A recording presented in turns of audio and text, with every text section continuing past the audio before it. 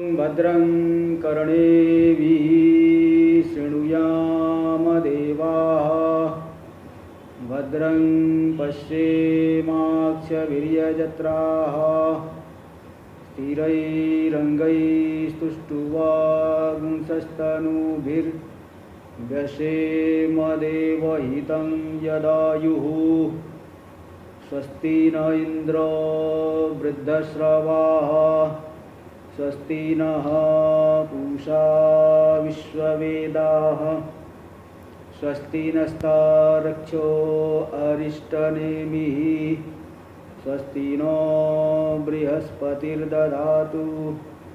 ॐ शान्ति शान्ति शान्तिः। शङ्करं शङ्कराचार्यं केशवं बादरायणं सूत्रभाष्यकृतौ वन्दे भगवन्तौ पुनः पुनः। ईश्वरो गुरुरात्मेति मूर्तिभेदविभागिने व्योमवद्व्याप्तदेहाय दक्षिणामूर्तये नमः। ओम शांति शांति शांति। अथर्ववेदीय प्रश्नोपनिषद पर हम लोग विचार कर रहे हैं। इसका षष्ठ प्रश्न जिसमें हम लोग देख रहे हैं पिप्पलाद महर्षि से सुकेशा भारद्वाज जी ने प्रश्न किया था 16 सकल पुरुष के विषय में। तो कल वो 16 कलाओं की जो उत्पत्ति है उसको बताया जा रहा था कि पहले ईक्षण करके प्राण की सृष्टि की, प्राण के अनंतर श्रद्धा, श्रद्धा के अनंतर पंच स्थूल भूत,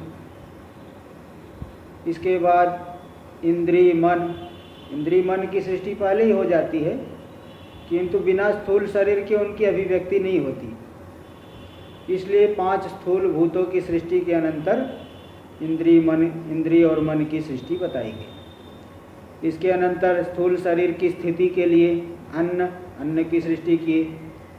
अन्न के अनंतर वीर्य की सृष्टि, सामर्थ्य, शक्ति, और शक्ति को नियंत्रित करने के लिए तप, और जो सात्विक मार्ग में प्रवृत्त होना चाहते हैं तो मंत्र, शास्त्रीय कर्मों के द्वारा अभ्युदय की प्राप्ति हो इसके लिए मंत्र की सृष्टि, और मंत्रों से जो कर्म की सृष्टि मंत्रों से होता है कर्म, तो उस कर्म की भी सृष्टि की।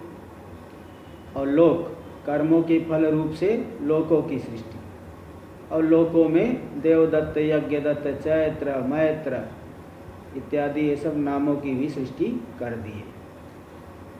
ये मंत्र का अर्थ तो हो ही गया था, भाष्य भी चल रहा था। तो भाष्य में दिखा रहे थे कि कर्म फल के उपभोग का साधन जो सूक्ष्म शरीर है, सूक्ष्म शरीर का जो अधिष्ठान है ना, स्थूल शरीर, उसके जो लिए जो कारण है स्थूल भूतों की सृष्टि की। उनमें से कौन कौन से है? खम शब्द गुणम, पेज नंबर 106 पे चल रहा है, आरंभ से ही भाष्य में देखिए। खम यानी शब्द गुणम, खम शब्द गुणम, शब्द गुण वाला आकाश, ख शब्द का अर्थ होता है आकाश, तो खम आकाशम शब्द गुणम। वायु की भी सृष्टि की। वायु में 2 गुण है, स्वेन स्पर्शेन कारण गुणेन च विशिष्टम द्विगुणम। वायु का अपना स्वकीय स्पर्श गुण है और कारण से भी कुछ गुण आते हैं। तो कारण आकाश मतलब कारण, मतलब आकाश भावापन्न ब्रह्म कारण है ना। इसलिए तैत्तरीयोपनिषद में आ गया है, तस्माद् व एतस्माद् आत्मन आकाश संभूत, आकाशाद वायुर्वायुरग्निरग्निरापः आदिभ्य पृथ्वी। उस इस आत्मा से पहले आकाश की सृष्टि हुई और आकाश से वायु की सृष्टि। आकाश से वायु की सृष्टि वो कहोगे तो आकाश तो जड़ है, वायु भी जड़, तब तो वायु में भी सच्चिद आनंद अंश की प्रतीति नहीं होनी चाहिए। लेकिन वायु में भी वायु अस्ति, वायु भाति, वायुरस्ति, वायु भाति, वायु इष्ट मालूम पड़ता है, अस्ति भाति प्रिय रूपता। इसलिए केवल आकाश से नहीं बल्कि आकाश भावापन्न ब्रह्म, जैसे पहले भी बता दिया हूँ कि मृत्तिका से घट बनेगा, तो सीधे मृत्तिका से क्या ऐसे ऐसे कर दो कि घट बन जाए? भाई आप लोग रोटी बनाते हो तो रोटी क्या रोटी से सीधे रोटी बन जाए? आटे से सीधे रोटी बन जाएगी क्या? आटे को पहले लगाना पड़ेगा, पिंड बनाना पड़ेगा, पिंड बना करके भी उसके गोला जो है काटेंगे, लोई गोला, उससे फिर रोटी बनेगी। तो आटे से रोटी बनी मतलब पिंड भावापन्न, गोला भावापन्न आटे से रोटी बनी। ऐसे ही पहले आकाश की उत्पत्ति हुई, आकाश भावापन्न ब्रह्म से फिर जो है वायु की उत्पत्ति। जैसे मृत्तिका से घट, सीधे मृत्तिका से नहीं, पहले उसका पिंड बनाएंगे, तो गीला करेंगे, पिंड बनाएंगे, तो पिंड भावापन्न मृत्तिका से घट बनता है। हाँ, इसी प्रकार जो है गोला भावापन्न आटे से रोटी बनती है। ऐसे ही आकाश भावापन्न ब्रह्म से वायु की सृष्टि, वायु भावापन्न ब्रह्म से अग्नि की सृष्टि, अग्नि भावापन्न ब्रह्म से जल की सृष्टि, जल भावापन्न ब्रह्म से पृथ्वी की सृष्टि। हर जगह ब्रह्म ब्रह्म ही आ जाएगा, हर जगह ब्रह्म। इसलिए ब्रह्म के जो गुण है स्वरूप, भूत, धर्म, वह सर्वत्र अनुगत होते, अस्ति भाति प्रिय। इसलिए इसी प्रकार तो आकाश भावापन्न, तो आकाश का भी गुण आएगा, शब्द गुण आ गया, और कारण का गुण शब्द, और स्व का गुण हो गया स्पर्श। कुछ अपना, हर एक व्यक्ति का जैसे अपना कुछ विशिष्ट उसके अंदर धर्म होता है, कुछ माता पिता से भी कुछ आता है। जैसे कोई व्यक्ति है, उसकी शक्ल जो है माता पिता से मिलती रहती है, लेकिन कुछ विशेषता भी रहेगी, कुछ अलगाव भी, कुछ भेद भी रहता है। ऐसे यहाँ पे भी आकाश से स्पर्श गुण आया, ये शब्द गुण आया वायु में, और वायु का अपना गुण हो गया स्पर्श। तो शब्द और स्पर्श मिल करके वायु दो गुण वाला हो गया है। ये वही बता दिए कि वायु स्वेन यानी स्वकीयेन, स्वेन का अर्थ लेना स्वकीयेन अपना, स्पर्शेन और कारण गुणेन, कारण हो गया आकाश, आकाश भावापन्न ब्रह्म। तो वहाँ कारण आकाश से जो है ये शब्द आ गया। इन दो गुणों से विशिष्ट जो वायु हो गया द्विगुणम, दो गुणौ यस्य, द्विगुणम का अर्थ दो गुण वाला, द्विगुणम का अर्थ हो जाएगा दो गुण वाला वायु।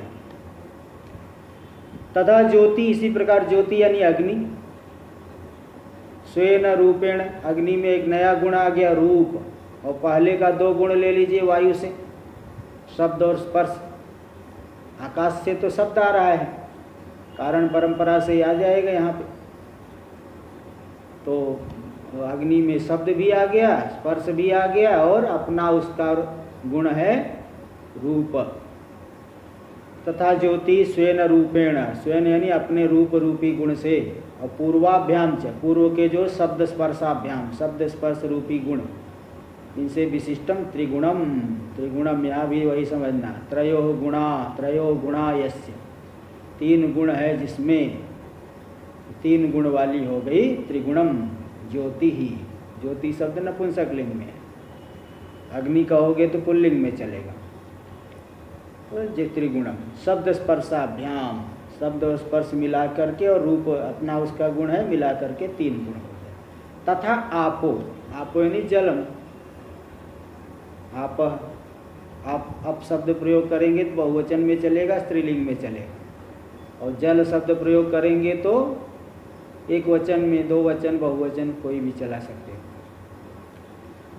नपुंसक लिंग है जल शब्द। तथा आपो जल, रसेन गुणेन असाधारणेन, जल में एक नया गुण आ गया, असाधारण गुण क्या आ गया? रस। जल देखो मधुर होता है, आप कहोगे नहीं नहीं कहीं कड़वा भी होता है, कड़वा नहीं होता है उसका, वो तो किसी कोई पत्ता गिर गया है अथवा जमीन कहीं की ऐसी है तो अन्य प्रकार का, वास्तव में वो मधुर है। और इसको बताने के लिए वो बताते हैं कि जो है हरित की भक्षण करने पर जल का मधुर रस मालूम पड़ता है। जैसे भाई कोई मीठा खा लो, उसके ऊपर दूसरा कोई मीठा खाओ, उतनी मिठास नहीं मालूम पड़ेगी। कोई तीखी वस्तु खा के फिर मीठा वस्तु खाओ तो ज़्यादा मीठा लगेगा। तो ज़्यादा मीठा क्यों लगने लगा? तीखा खाने से ज़्यादा मीठा लगने लगा। तीखा खाने से क्या पहले विजाती था और नया आ गया, दूसरा आ गया तो बदल गया, इसलिए जो है उस स्पष्ट रूप से मालूम पड़ा गया, तो अभिव्यक्ति हो जाती है। ऐसे हरितकी खाने से, हरितकी खा करके पानी पियो तो जल एकदम मीठा मालूम पड़ेगा। ऐसा नहीं कि हरितकी खाने से कोई शक्कर मुंह में आ गया, हरितकी खाने से वो अभिव्यक्ति कर देता है। मधुर रस तो जल का ही। अब कोई कहेगा नहीं हरितकी का भी हो सकता है, बहुत ऐसा बोलने वाले रहते हैं। तो इसके लिए मुक्तावली में दिखाए है एकदम प्रत्यक्ष प्रमाण कि गर्मी के सीजन में शुद्ध गंगा जल का जल पियो तो एकदम मधुर लगता है, मीठा लगता है। गर्मी के समय में शुद्ध गंगा जल पीजिए तो कितना ठंडा जल पीजिए तो आपको मधुर लगेगा। एकदम प्रत्यक्ष प्रमाण है, किसी से पूछने की जरूरत है। कोई हरितकी खाना नहीं है, कोई जो है कुछ खाना नहीं है। गर्मी के सीजन में शुद्ध गंगा जल पान करिए, मधुर लगेगा। तो एकदम प्रत्यक्ष प्रमाण वहाँ दे दिए। तो रस उसमें है, मधुर रस। तथा आपो रसेन, तो जल जो रस गुण से, जो कि उसका असाधारण है, वो पूर्व गुणानुप्रवेशेन, पूर्व के 3 गुण भी ले लीजिए इसमें, शब्द स्पर्श रूप, शब्द स्पर्श रूप बराबर 3 गुण, और रस इसका अपना, इनसे मिला करके चतुर्गुणा आप, चतुर्गुणा, चत्वारो गुणा, यासाम अपाम ताह आपह चतुर्गुणा, 4 गुण वाले जल। तथा गंध गुणेन, 5वें क्रम पे अपनी पृथ्वी आ गई। तथा गंध गुणेन पूर्व गुणानुप्रवेशेन च 5 गुणा पृथ्वी, गंध गुण और पूर्व के 4 गुणों को मिलाकर 5 गुणा पृथ्वी, 5 गुणा यस्याः पृथिव्याः, सा पृथ्वी 5 गुणा, 5 गुण वाली पृथ्वी। इस तरह से तो ये हो गए। टीका में थोड़ा देख लीजिए, टीका में देखिएगा ठीक बीच में आ रहा है 5वीं पंक्ति में, कारण भूतानी तक कल किए थे, उसके आगे देख लीजिए। तेषां भूतानां लक्षणतया शब्दगण खम शब्द गुणम इत्यादि न असाधारण गुणा उक्ता। इन भूतों के लक्षण रूप से लक्षण भी बताते चले गए कि आकाश कैसा है, शब्द गुण वाला है, शब्द गुणम, तो जो शब्द गुण वाला है वही आकाश है, लक्षण हो गया। लक्षण का मतलब असाधारण धर्मो लक्षण, इन सब का अलग अलग असाधारण धर्म बताया गया, असाधारण गुण बताया गया, तो लक्षण रूप से इन असाधारण गुणों को कहा गया। और पूर्व गुणानुवृत्तिस्तु, पूर्व गुणों की अनुवृत्ति अगले वाले में क्यों बताया गया? आकाश में 1 गुण, वायु में 2 गुण आ गए, एक पहले वाला और एक अपना। तो पूर्व के गुण की अनुवृत्ति आगे वाले में क्यों बताई जा रही है? इसलिए बताई जा रही है कि जैसे जैसे गुणों की वृद्धि होती है वैसे वैसे स्थूलता बढ़ती जाती है। 1 गुण वाला है आकाश, अत्यंत सूक्ष्म है। 2 गुण वाला है वायु, उसका स्पर्श अनुभव में आता है। 3 गुण वाला हो गया तेज, देखो कितना मालूम पड़ता है, उसका प्रत्यक्ष होता है। 4 गुण वाला जल, वो भी एकदम प्रत्यक्ष होता है और स्थूल हो गया। और 5 गुण वाली पृथ्वी अत्यंत स्थूल है। तो जैसे जैसे गुण बढ़ते जाएंगे वैसे वैसे स्थूलता बढ़ती जाती है। इसलिए पूर्व गुणानुवृत्ति स्तु पूर्व से उत्तरोत्तरोपादानत्व सूचनार्थम। पूर्व आकाश वायु का कारण है, वायु जो है जल का कारण है, तेज का कारण, तेज जो है जल का कारण, जल पृथ्वी का कारण। इसलिए जब लय होगा तो पृथ्वी जाके जल में विलीन होगी, जल जाके तेज में, तेज वायु में, वायु आकाश में, और आकाश जो है अव्यक्त में लीन हो जाएगा। तो अपने अपने कारण में लीन होते हैं। तो पूर्व उत्तर का उपादान है इस सूचना देने के लिए पूर्व गुण की अनुवृत्ति बताई गई। और दूसरा स्थौल्य तारतम्य सिद्ध्यर्थम, स्थूलता का तारतम्य, जहाँ गुण कम है स्थूलता कम है, जहाँ गुण बढ़ते जाएंगे स्थूलता बढ़ती जाएगी। तो स्थूलता के तारतम्य, तरपतम भाव, कम ज़्यादा, उस भाव की सिद्धि के लिए भी पूर्व गुण की अनुवृत्ति आगे वाले में सिद्ध्यर्थम चोक्ता इति बोध्या में जान लेना चाहिए। तो फिर आया वायुम आया था। श्रुतौ वायुरिति इत्यादि प्रथमा द्वितीयार्था। श्रुति में तो आया कि स प्राणम अजसृजत, प्राणा श्रद्धाम खम वायु प्रथमांत है। यहाँ खम वायु द्वितीया क्यों कर दिए भगवान भाष्यकार? बोले इसलिए द्वितीया कर दिए क्योंकि असृजता का कर्म है वायु। वायुम असृजत, खम असृजत, पृथ्वी में असृजत, जहाँ जहाँ प्रथमा है वहाँ द्वितीया कर लेना। क्योंकि सृष्टि के कर्म बन गए, कर्म में द्वितीया आती है। भोजन बनाते हो, भोजन में आम अन्नम पचामी, अन्नम द्वितीया लेना पड़ेगा, पाक का कर्म हो गया, कर्म को द्वितीया ही रखना पड़ेगा। ये समझ लेना चाहिए।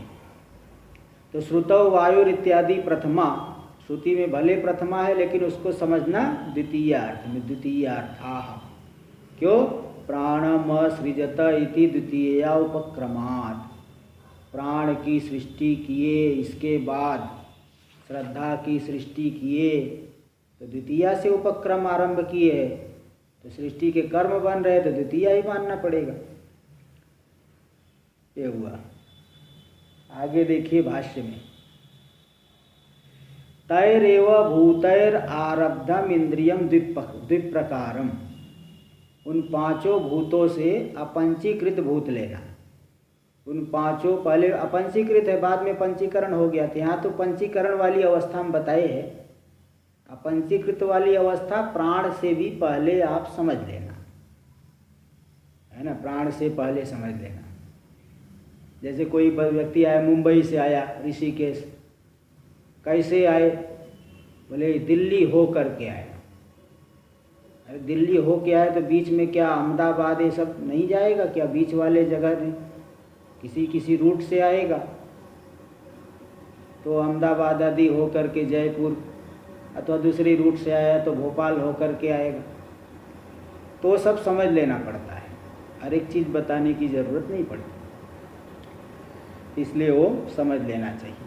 तो वही बता रहे कि उन पांचों भूतों के द्वारा, अपंचीकृत पांच भूतों से आरब्ध जो इंद्रिय है दो प्रकार की है, बुद्ध्यर्थम कर्मार्थम। बुद्धि यानी ज्ञान की उत्पत्ति के लिए और कर्म करने के लिए, इसलिए उनको कहते ज्ञानेन्द्रिय कर्मेंद्रिय। कितनी है संख्या में? कर्मार्थम च 10 संख्यम, 10 संख्या यस्य इंद्रिय वर्गस्य, इंद्रियस्य इंद्रिय वर्गस्य तद इंद्रियम 10 संख्यम, 10 संख्या वाली, 10 है, 5 ज्ञानेन्द्रिय, 5 कर्मेंद्रिय। तो हाँ, तैरेव का अर्थ कि अपंचीकृत अवस्थायाम इत्यर्थ। अपंचीकृत अवस्था में ही उन्हीं 5 भूतों से 10 संख्या में इंद्रिय उत्पन्न हुई। आगे भाष्य में, तस्य च ईश्वरम अंतस्थम। उस इंद्रिय वर्ग का राजा कौन है? तो गीता वाक्य याद कर लेना भाई, इंद्रियाणाम मनश्चास्मि। इंद्रियों के बीच में मैं मन हूँ, इंद्रियों का राजा है मन, अंतःकरण। तस्य च ईश्वरम, इंद्रियों का ईश्वर राजा कौन है? अंतस्थम, जो अंत है, अंतर इंद्रिय है। संशय संकल्प लक्षणम मनः, संशय और संकल्प लक्षण स्वरूप वाला, लक्षण करते हैं स्वरूप लेना, संशयात्मक है मन, संकल्पात्मक है, तो मतलब अंतर पांचों अलग अलग वृत्तियों को लेकर के, चारों वृत्तियों को लेकर के चार अलग अलग नाम पड़ जाते, लेकिन अंतःकरण एक ही है। तो जो है सभी इंद्रिय वर्ग का वह राजा है, ईश्वर है, शासक है।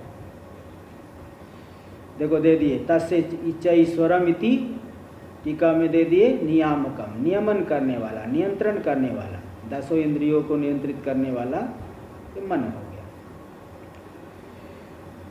भाष्य में आगे, एवं प्राणिनाम कार्यम करणम च सृष्ट्वा, इस तरह से प्राणियों के कार्य शरीर और करण इंद्रियों की सृष्टि करके।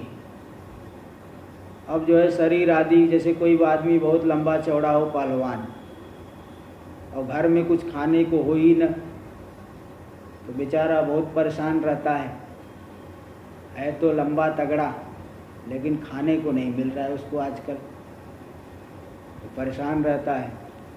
ऐसे ही प्राणियों के शरीर और इंद्रिय की सृष्टि करके तत्स्थित्यर्थम, उस शरीर की स्थिति के लिए, बिना अन्न के शरीर जो है दुबला पतला हो करके एक दिन नष्ट हो जाता है।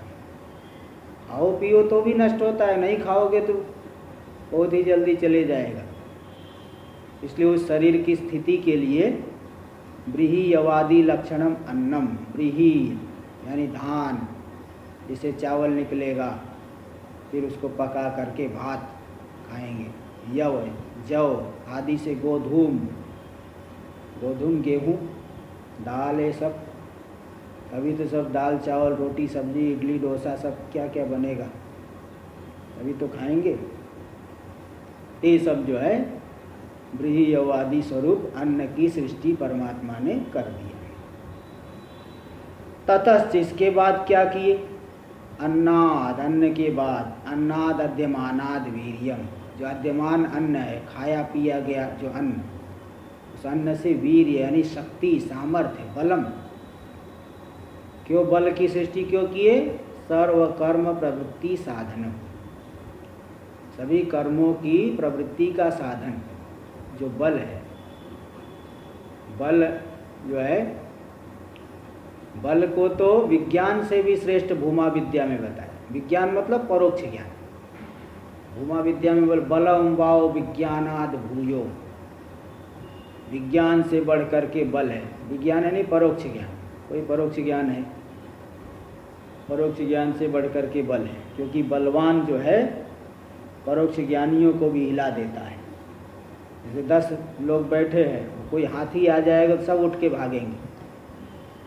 अब बल से ही सभी कर्मों में प्रवृत्ति होती है। इसलिए जो खाया पिया, जो खाए जाने वाला अन्न है, उससे वीर यानी सामर्थ्य की सृष्टि कर दिए, जिस सामर्थ्य से, जिस बल से सभी कर्मों में प्रवृत्ति होती, सभी कर्म किए जाते। और शरीर में बल ही नहीं है तो उसको उठाने के लिए 4 लोग, 2 लोग लगेंगे, 3 लोग, और दूसरा क्या करेगा, क्या दूसरा खुद जो है उसको उठाने में ही लग जाएगा। इसलिए एक बार की बात है, ओमकारेश्वर आश्रम में, वहाँ पे एक महात्मा जो है वो कोई सेवा नहीं करता था, भोजन में आ जाता था लेकिन कोई सेवा नहीं थी। तो एक बार वो कोठारी महाराज जी के पास शिकायत लेके गए, महाराज जी वो महात्मा जो है सोए रहता है, कुछ करता नहीं, उसको भगा दो क्या। तो महाराज जी ने बोला कि नहीं, भोजन में तो आता है कि नहीं। बोले हाँ भोजन में आता है। बोले जब भोजन में आ रहा है तब क्या चाहिए आप। अरे आदमी कोई बीमार हो तो उसको भोजन भी पहुंचाना पड़ेगा, दूध भी पहुंचाना पड़ेगा, कंबल देना पड़ेगा। ये तो कम से कम खुद अपना कार्य भोजन में आ रहा है, तो आरती में आ रहा है, अब क्या चाहिए। नहीं सेवा कर रहा है मत करे, इतना तो कर रहा है। कोई आदमी बीमार हो जाए उसको भी उठाना बैठाना भी पड़ेगा। मतलब अगर शरीर में बल है तो फिर सब कर सकते हो, नहीं बल है तो कुछ नहीं कर पाओगे। इसलिए साधना भी जो है, अब कोई व्यक्ति सोचे हम वृद्धावस्था में हम साधना करेंगे। वृद्धावस्था में क्या साधना करोगे जो तुम्हारे अंदर ही कुछ हिम्मत ही, शरीर में दम ही नहीं रहेगा, तो साधना क्या करोगे? सीधे बैठ नहीं सकते हो। हाँ, वहाँ तो और दुनिया भर की चिंता है। जैसे वृद्धस्तावत चिंता मग्न, ऐसा भगवान भाष्यकार ने कहा दिया, वृद्धस्तावत चिंता मग्न पारे ब्रह्मणि कोपी न लगना। वृद्धावस्था में तो नाना प्रकार की चिंताएं हो जाएगी, शरीर में कोई दम नहीं है, चिंता हो गया, अरे तो मुझे कोई पूछ नहीं रहा है, इन बच्चों को तो कितना खिलाया पिलाया, ये लोग तो मुझे पूछ ही नहीं रहे। अब बताओ क्या साधना होगी उस समय। इसलिए पहले से ही अगर आदत बना के रखोगे तो विचार चलेगा, और पहले से ही आदत नहीं है, कुछ ये सब संस्कार में आया नहीं, उस समय कोई विचार तब चलने वाला नहीं है। इसलिए यहाँ बता दिए कि बल जो है सभी कर्म की प्रवृत्ति का साधन बता दिए। तद भी, हाँ जी बोलिए।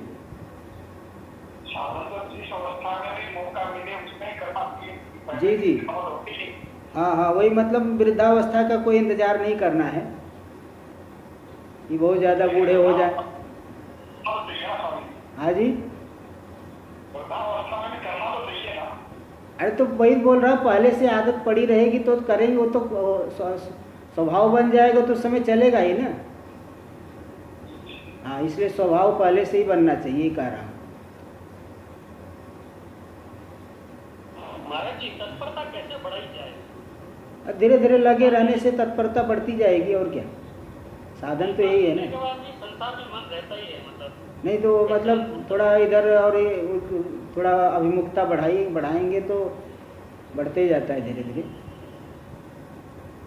हाँ, अभिमुखता थोड़ा बढ़ाएंगे तो बढ़ेगा ना। नहीं, अभिमुखता तो है यहाँ पर, हाँ, फिर भी संसार में, पदार्थों में, पैसों में भी मन लगता ही है। हाँ, नहीं वो थोड़ा सत्य बुद्धि ज़्यादा तादाद में रहने से लगता है। तादाद में कम करो विचार करके तो फिर कम लगेगा। चलिए देखिए आगे, तद वीर्यवताम च प्राणिनाम, और जो वीर्य यानी सामर्थ्य वाले जो प्राणी है उनके लिए तप की सृष्टि कर दे। तपो विशुद्धि साधनम, तप करने से विशुद्धि होती है। हाँ, कायेंद्रिय सिद्धिर अशुद्धि क्षयात तपसा, योग सूत्र में एक सूत्र आता है, कायेंद्रिय सिद्धिर अशुद्धि क्षयात तपसा।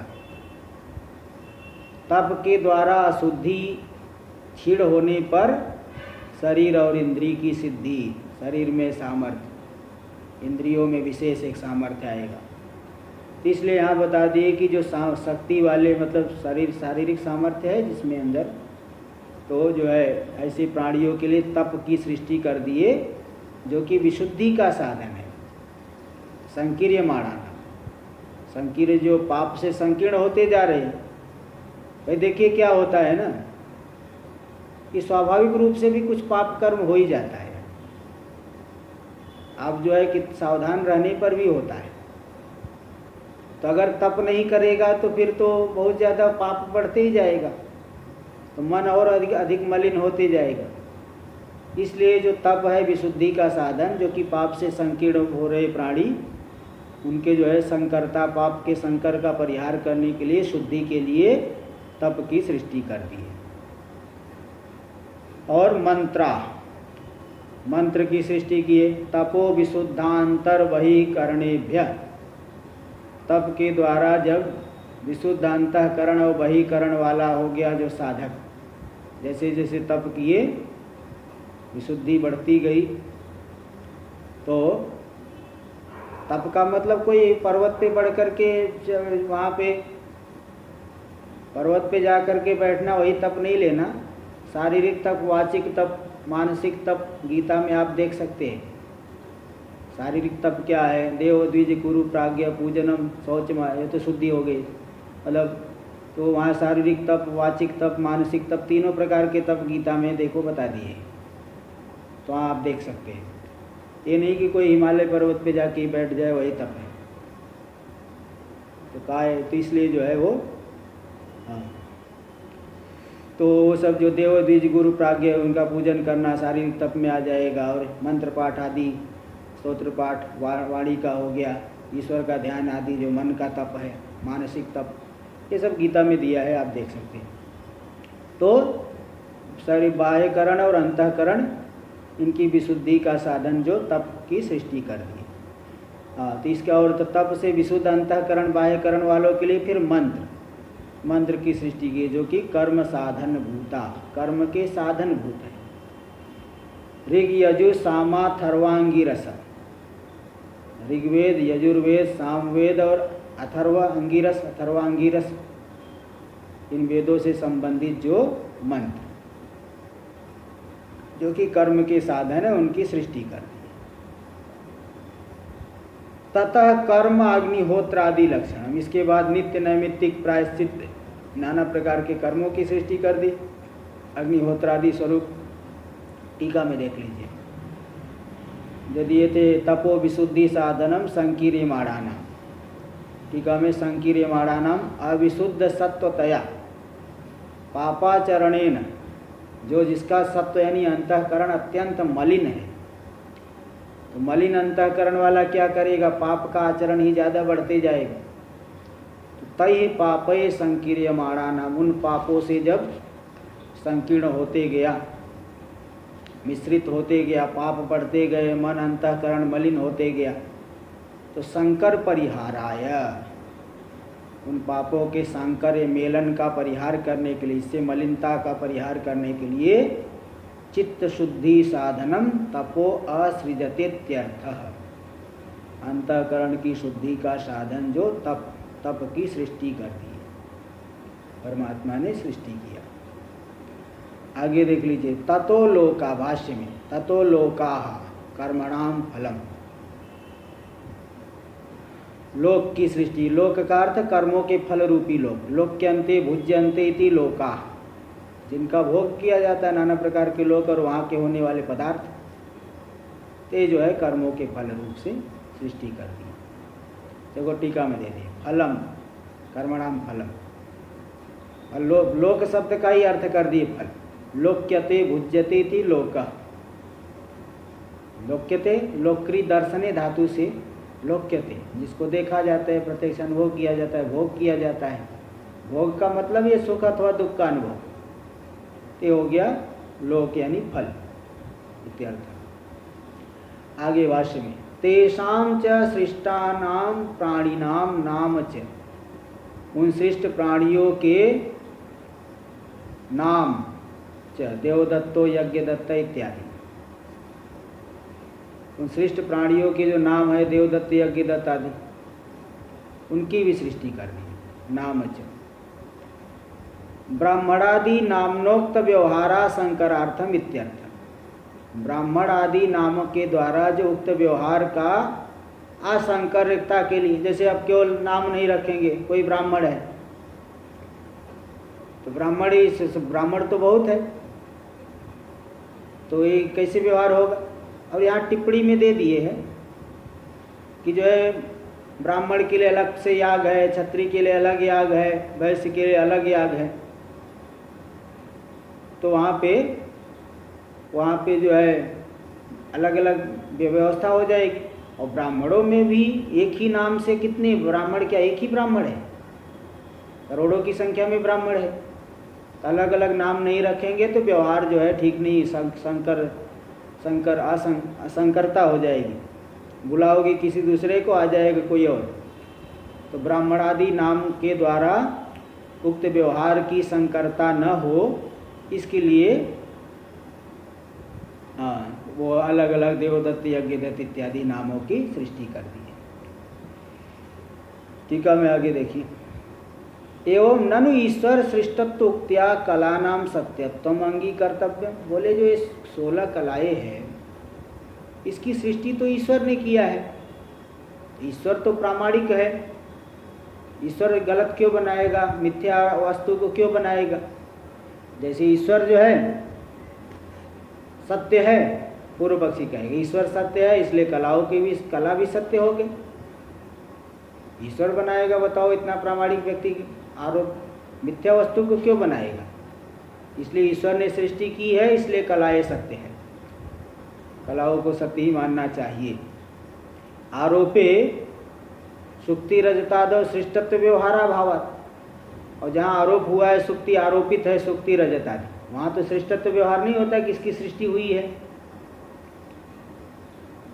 भाई, उसकी वहाँ सृष्टत्व पूर्व पक्षी कह रहा है कि वहाँ तो सृष्टत्व व्यवहार इसकी सृष्टि हुई है, ईश्वर ने इसकी सृष्टि की है, रज्जु सर्प की, सुक्ति रजत की, वहाँ सृष्टत्व व्यवहार तो होता नहीं है, इसलिए वो भले मिथ्या है। लेकिन कलाओं में सृष्टि का वचन आया है कि कलाओं की सृष्टि की, तो जो सृष्टि करेंगे परमात्मा भगवान, वो मिथ्या कैसे होगा? इसलिए वो मिथ्या नहीं कह सकते हैं, सत्य ही मानना चाहिए। तित्याशंक्य, इस तरह से पूर्व पक्षी की आशंका का उत्थापन करके सिद्धांती कह रहा, देखिए प्रयत्न करके भी सृष्टि जो की जाती है वह भी मिथ्या होता है। बहुत जगह ऐसा देखा गया है, प्रयत्न पूर्वक जो सृष्टि हुई तो भी मिथ्या होता है। कहाँ पे? अंगुल्य अवष्टम्भेन नेत्र अवष्टम्भ नेत्र मर्दनादीना, जोर से ऐसे आँख को दबाओगे, ऐसे करोगे तो थोड़ा जो है ऐसे करने से दो चंद्रमा, ऐसे थोड़ा सा ऐसे दो चंद्रमा दिखेगा, थोड़ा ऐसे टेढ़ कर ऐसे आँख मल देने से कभी मच्छर दिखेगा, ऐसे कर देने से कुछ ऐसे अलग अलग दिखता है। तो जोर लगा करके आँख को दबाने से दो चंद्रमा दिखता है, अथवा मच्छर आदि कुछ दिखने लगता है, कुछ चमक जैसी दिखती है, तो क्या सत्य हो जाती है? प्रयत्न करके सृष्टि होने से भी वो सत्य नहीं होती है। अंगुल्य अवष्टम्भ नेत्र मर्दनादीना प्रयत्नेन सृष्टस्य, अंगुली के द्वारा संयोग करके ऐसे दबा करके नेत्र मर्दन करने से जो चंद्रमा दिख गया, हाँ, तो भी वो सब मिथ्या ही होता है। प्रयत्नेन सृष्टस्य द्विचंद्र मशक मक्षिका आदि, मच्छर जैसा कुछ दिख गया, मक्षिका दिख गई, तो भी वो आरोपत्व दर्शनात्, उनको भी आरोप ही माना, आरोपित ही मिथ्या ही माना जाता है।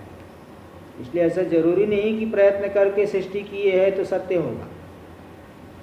और दूसरी बात, मिथ्या वस्तुओं में भी सृष्टि का कथन हुआ है, जैसे स्वप्नावस्था में बृहदारण्यक में अगर न तत्र रथा न रथ योगा,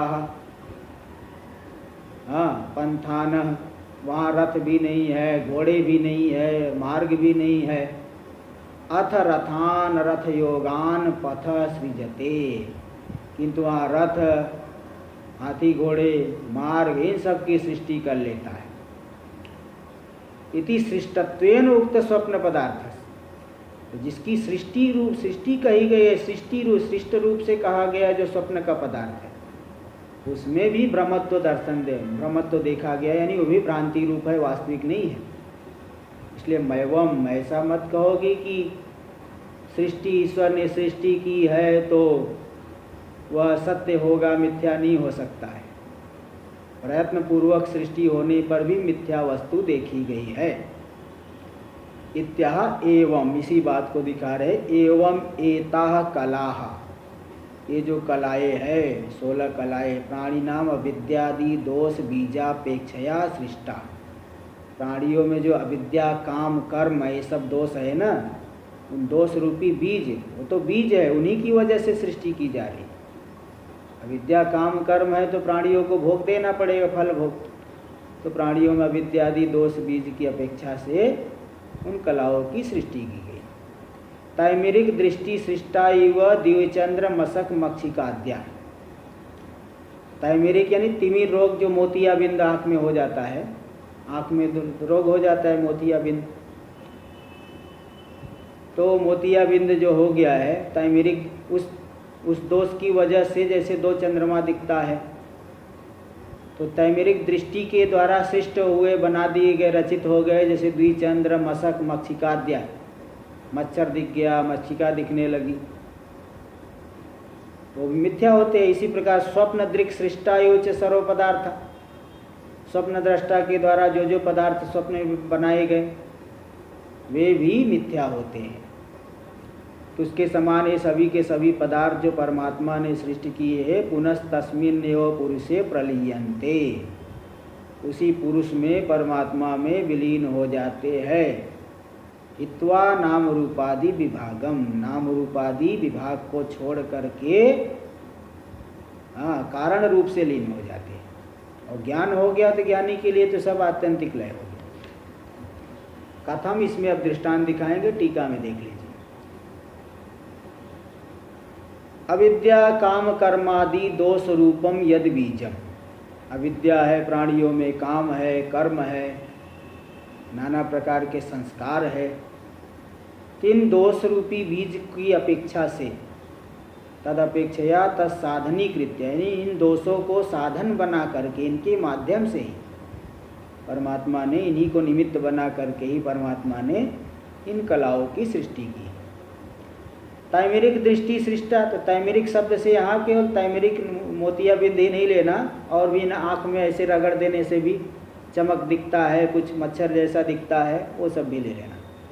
तैमेरिक शब्दों नेत्रे अंगुल्य वष्टम्भादि उपलक्षणार्थ, नेत्र में अंगुली से वष्टम यानी ऐसे जोर से दबाए तो थोड़ा जो है चमक दिखता है, वो उपलक्षण के लिए। अगर रोग है तो रोग से भी दिखता है, दो चंद्रमा दिखेगा।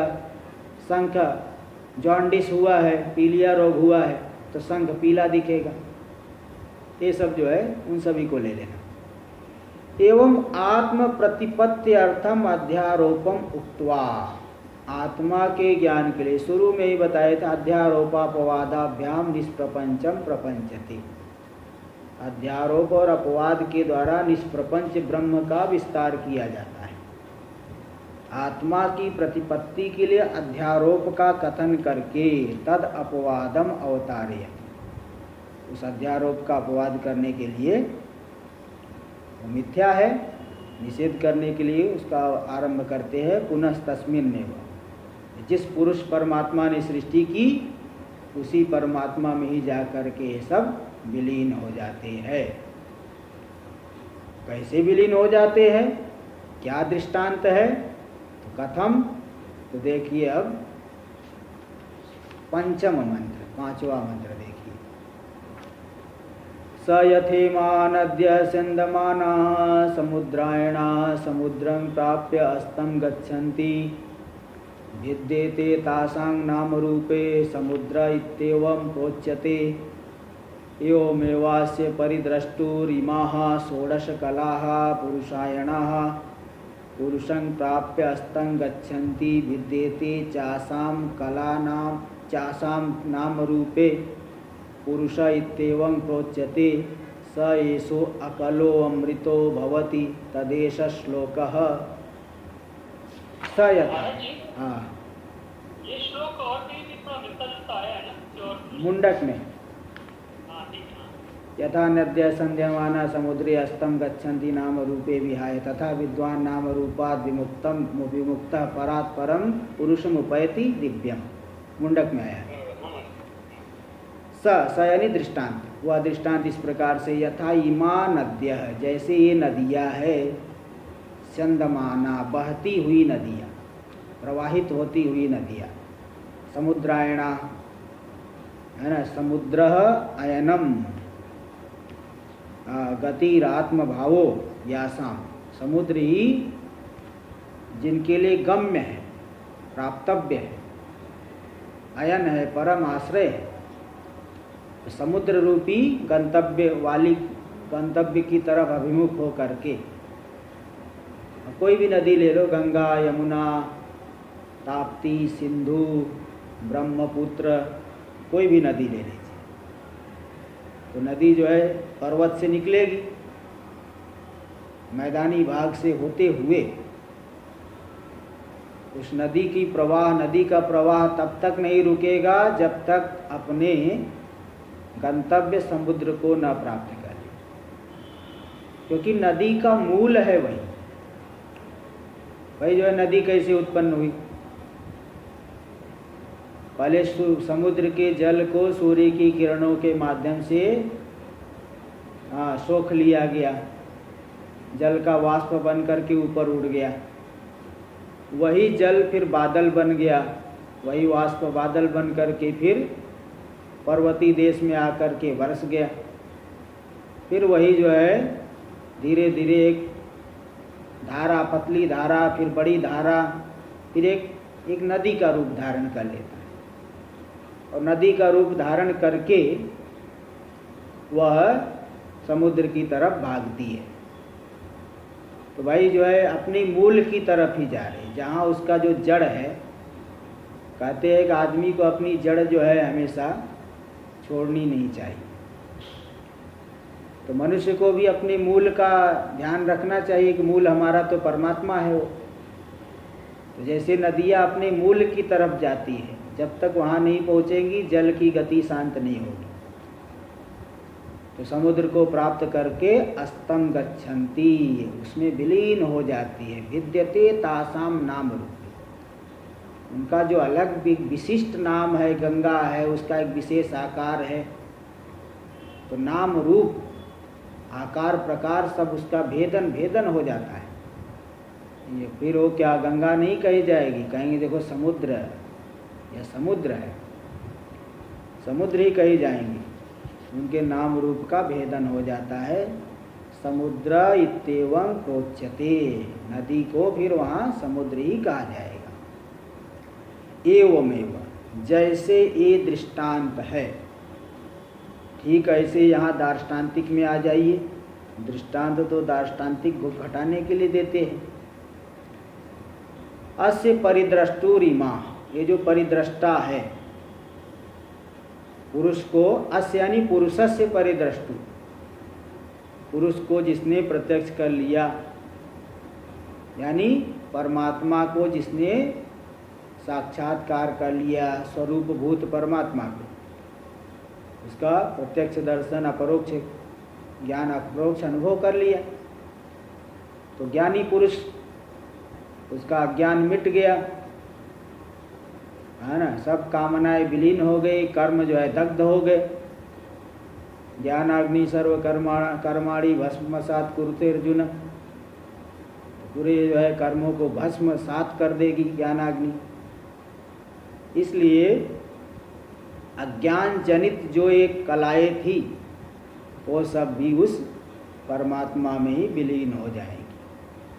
तो षोडश कला पुरुषायणा, पुरुष ही जिनका परम गंतव्य है, क्योंकि पुरुष से उत्पन्न हुई है, पुरुषम प्राप्य है। तो जो ज्ञानी के लिए ये 16 कलाएं विलीन हो जाती है। पुरुषायणा, जो पुरुष की जिनका परम गंतव्य है, ऐसे पुरुष को वे कलाएं प्राप्त करके, जो कि सर्वाधिष्ठान है, अस्तम गच्छन्ति, वे सभी की सभी कलाएं लीन हो जाती है। विद्यते चासाम नाम रूप, इन कलाओं का नाम रूप सब उसका भेदन हो जाता है। फिर क्या बचेगा? संसार जब आत्यंतिक नाश हो गया तो पुरुष ही बच गया, अधिष्ठान ही बच गया। भ्रांति का अपने होने पर अधिष्ठान बचता है। तो पुरुष इत्येवं प्रोच्यते, जो बच गया वो पुरुष ही कहा जाएगा, यही पुरुष है। कलाओं को फिर अब अलग से नाम रूप नहीं कहा जाता, उपाधि जो है सब विलीन हो गए। तो ये जो पुरुष बचा कैसा है? स येसो अकलो निष्कल, पहले 16 कलाओं वाला होकर के 16 कल था, अब अकल हो गया, निष्कल, कलाओं से रहित, निर्गुण निर्विशेष, परमानंद रूप है। अमृतो भवत, अमृत स्वरूप हो जाता है। ज्ञानी पुरुष जो है, विद्वान जो है, जान करके वो स्वयं भी पुरुष रूप हो गया, अमृत हो गया, अकल हो गया, कला से रहित हो गया। तदेश श्लोक, इसी बात को ये अगला मंत्र भी बताएगा। हाँ, इसको अंतिम अगला वो मंत्र, षष्ठ मंत्र भी बताएगा। ये 2-3 मंत्र रह गया, 8 मंत्र ही है इस खंड में, 8 ही मंत्र है, तो पंचमे हो गया। देख लीजिए, भाष्य आरंभ किया जाए।